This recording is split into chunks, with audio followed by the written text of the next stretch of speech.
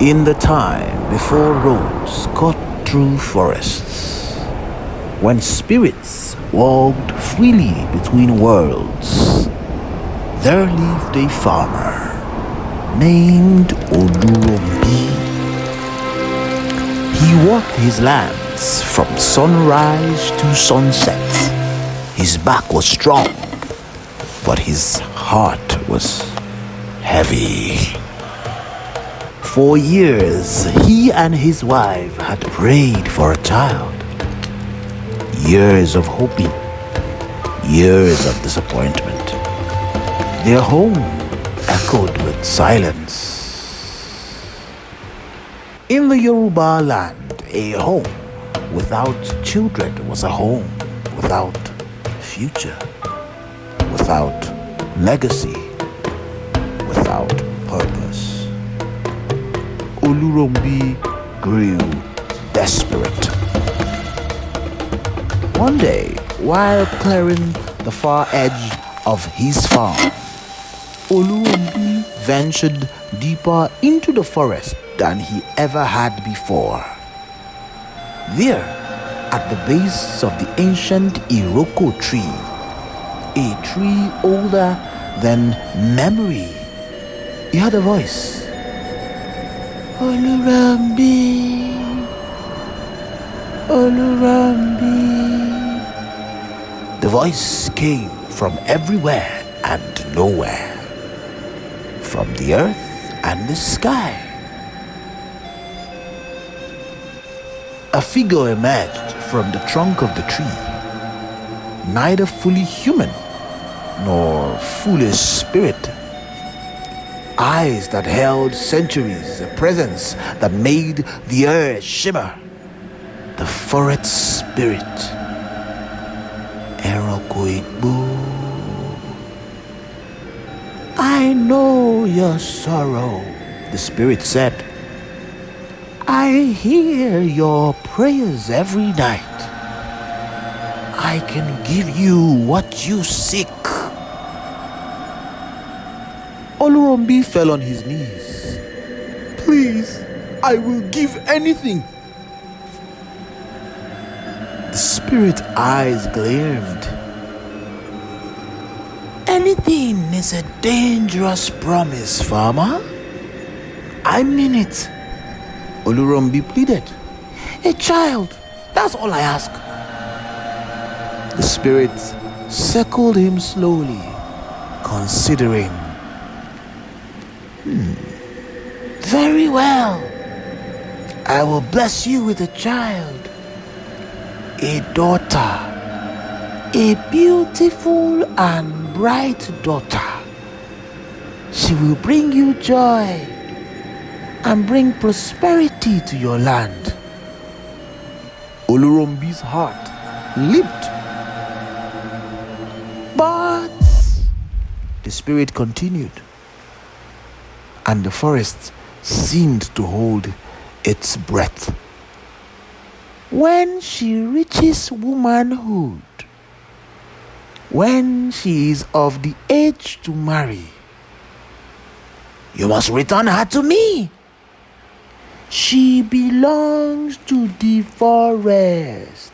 This is a covenant. Olurombi hesitated for just a moment. But desperation is a powerful thing. I agree, he whispered. The spirits touched the ancient tree, and the seed fell into Olurombi's hand, glowing with ethereal lights. Plant this beside your home, and your blessings will come. But remember, Olurombi, spirits do not forget promises, and broken covenants carry great costs. Broken covenants carry great costs. The spirit faded back into the forest, and the forest fell silent once more. Olurombi planted the seed that very evening. Within 2 weeks, his wife discovered she was with child. 9 months later, the daughter was born. She was more beautiful than they could imagine. Eyes bright as morning. Laughter that filled every corner of their home. They named her after the blessing itself, a miracle child. As she grew, something remarkable happened. Olurombi's farm flourished like never before. Yams grew larger. Harvests became more and more abundant. Traders sought his goods. Wealth flowed into his home. The tree he planted from the spirit seed grew beside the house, tall, strong, and strangely beautiful. It seemed to watch over the child. Years passed. The little girl became a young woman, beautiful, kind, beloved by the village. And Olurombi grew to love her more than life itself. He had forgotten something important, or perhaps he had chosen to forget the promise. One evening, as the sun set blood red over the village, a wind stirred the spirit tree. No other tree moved, only that one. Olurombi felt a chill run down his spine. That night, the forest spirit appeared at his door. Not as shimmering and mystical as before, this time solid, real, undeniable. It's time, Olurombi. The covenant must be honored. Your daughter has come of age. Return what was given. Dapada from you. Olurombi's blood ran cold. No, he said, his voice shaking. I cannot. She's my daughter, my only child. I have raised her. She belongs to me. Rarao, The spirit's expression did not change. Olurombi. She belongs to the forest as we agreed. You gave your word before the ancient trees. Spirits do not break covenants. Humans should not either. I will not give her up, Olurombi shouted. Take my wealth, take my land, take anything else, but not my daughter. The spirit regarded him with something between pity and disappointment. You misunderstand me, farmer. This is not negotiation. This is consequence. You asked for anything. You were given everything. Now you must pay the price. Never! Olurombi slammed his door. The spirit did not force entry. It simply faded away. But the wind in the spirit tree grew louder, angrier. Olurombi knew he had made a terrible mistake, but pride and love had blinded him. He tried to protect his daughter. He built higher fences, he hired guards, he kept her inside. But you cannot hide from the forest when the forest has claimed you. Strange things began to happen. His daughter started sleepwalking towards the spirit tree at night. Her eyes glazed, her feet moving on their own. Olurombi would wake and carry her back to bed, locking her door. But every night, she would be found at the base of the tree again, as if drawn by invisible threads. She began to change. Her laughter faded, her eyes distant. She spoke less and less, as if a part of her was already somewhere else. The spirit tree grew restless. Its branches creaked, even in stillness. Its leaves whispered secrets in the night. And then, one evening, the spirit returned. This time, not alone. The forest itself seemed to come alive around Olurombi's home. Shadows moved between the trees. Animals watched from the darkness. The air grew thick with power. "This is your last chance, Olurombi," the spirit said. "Release her willingly, and she will live peacefully in the forest realm. Resist further, and the forest will take her by force, and take much more besides." Olurombi looked at his daughter. She stood at the window staring at the spirit tree. Tears streamed down her face. "Bami," she whispered, "I hear them calling. I have always heard them. It is time." "No!" Olurombi grabbed her hand. "You are my daughter. You belong here with me." But even as he said it, he felt her slipping away, not physically, but spiritually. She was already half gone. That night, Olurombi locked every door, barred every window, held his daughter close. But you cannot lock out destiny, can you? As midnight struck, the spirit tree began to glow. A soft ethereal light pulsed from its trunk. The branches swayed, though there was no wind.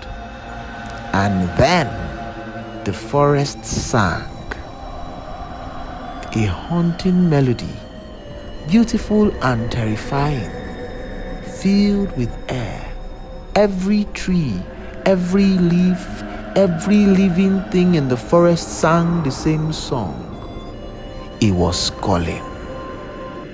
Olurombi's daughter rose from her bed, her eyes glowing the same ethereal light as the tree. "Bami," she said, her voice no longer entirely her own. "You cannot keep what was never truly yours." She walked towards the door. Olurombi tried to hold her back, but his hands passed through her as if it were mist. She opened the door, though it was locked. She walked outside, though he tried to stop her. She moved towards the spirit tree, and he could only follow helplessly. The forest spirit stood waiting. "You have refused the covenant," the spirit said to Olurombi. "You took the blessing, but denied the price. There are consequences for broken promises." Olurombi fell to his knees. "Please, I will do anything. Take me instead." "That was never the agreement," the spirit replied gently. "And even if it were, you have nothing left to offer. Your wealth is fading. Your land is failing. All blessings given under false covenants returns to the forest." Olurombi looked around. It was true. His once thriving farm was withering before his eyes. The abundant crops turned to dust. The wealth accumulated over the years disappeared like morning mist. His daughter, oh, his daughter. His daughter stood before the tree, smiling peacefully. "Ẹ má sunkún bá mi. Do not mourn," she said softly. "You loved me. That was real. But I was always meant for another place. You knew this, Baami. You simply refused to accept it." She placed her hands on the trunk of the tree. The bark opened like a door. Beyond it, Olurombi glimpsed another world, a realm of eternal forest, glowing rivers, and a beam of light. His daughter looked back one last time, tears in her eyes, but peace in her smile. "Thank you for the years, Baami, but some debts must be paid. Some promises must be kept." And so she stepped into the tree. The bark closed behind her, and she was gone.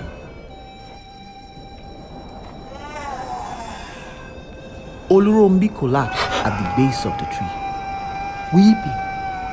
He pounded the trunk with his feet, screaming for his daughter to return. But the tree was silent, just a tree once more. The forest spirit stood beside him. "You could have had years of preparation, Olurombi. You could have said your goodbyes with grace. You could have honored the covenant and released her with love. Instead, you chose denial. You chose to break your word. And now, ó ti sá gbogbo ẹ̀ nù. Ó ti sá gbogbo nǹkan nù. You have lost everything. Sure."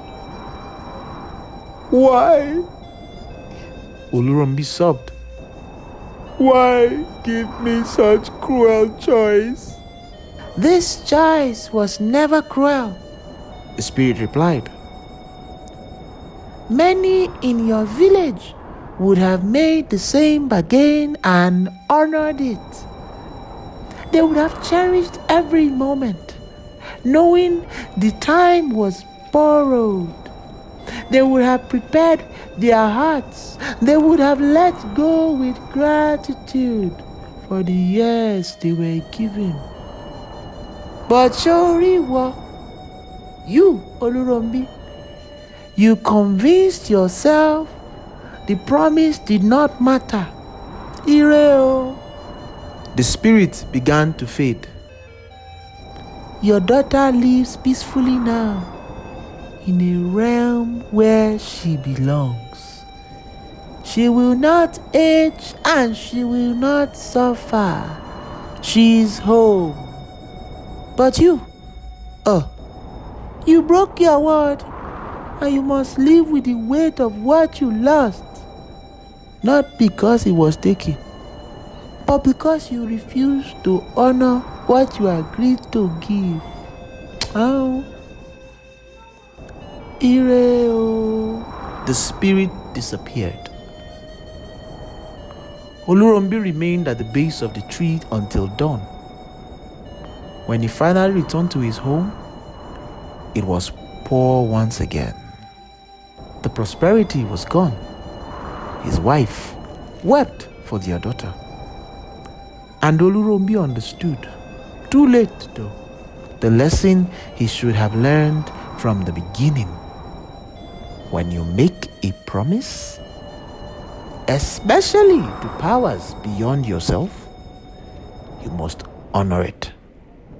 No matter how hard, no matter how painful. Because a broken promise does not just cost you what you were asked to give, it costs you everything. They say Olurombi lived many more years, but never smiled again.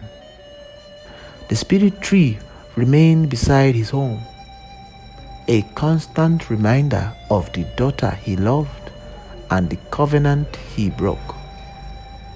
And in the Yoruba land to this day, when someone makes a promise they do not intend to keep, the elders say, do not become Olurombi.